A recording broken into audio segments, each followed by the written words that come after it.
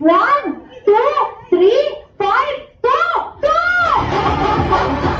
Teka lang kasi, teka lang. Isa ka pa sir eh. Wala ba mag-go? Diyos ko, mag-isa pa tulak ha? Alright, sige decide. Player number 1. Hold the cups and pass it to number 5. 4. Go, player number 1. 1.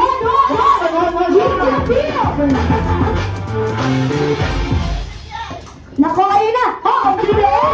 Balik natin sigaw. Birthday boss. Yeah. Pinawagan niya, okay na. Galing. Alright, sige decide. Nauna naman wala ang team boss. Kaya naman, meron na silang 2 points. Ang galing. Alright, sige decide. Ready tayo, player number 1. Hold the pass. Hold the cups and pass it to number 4. 3, 2, 1, 3, 5, 5, 5. Makita ka na. Warning ka sa akin. Warning ka na. Sige na mga go, player number 5. Go! Go, go, go!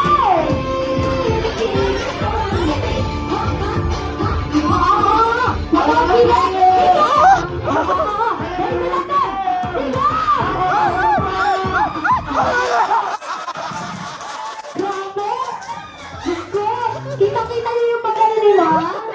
Gusto? Naku, anong gagawin niyo para sabay? Okay, dahil sabay na sabay, hindi natin malaman kung sinong nauna. Sabay-sabay po natin panoorin ang replay. Alright, sige this time, dahil sabay na sabay naman, bibigyan natin ng puntos ang dalawang team. Kaya naman this time, meron ng 2 points ang girls and boys, may 3 points na kayo. Okay, ayan, sige this time, ready tayo? Okay, ready, kailangan sa mic, gratis natin nyo na yun kung paano nyo aagawin yung mic. Okay, sige this time, player number 1, hold the cups and pass it to number 4, 2, 1, 3, go player number 2! Go, go, go, go, go, go! Dali mo naman! Rico, ang bilis! Rico, balik na natin! Ay, ready ba? Wow! Ang galing! Alright, sige, baging cups sila. Kunin nyo na dito. Okay, sige this time. Ang puntos ay napunta naman sa Team Miro. Parehas na kayong may 3 points. Pantay naman tayo. Sige, gawin na natin. Player number 1. Okay, player number 1. Hold the cups and pass it to number 3. 1, 2, 4. Go, player number 4. Miro!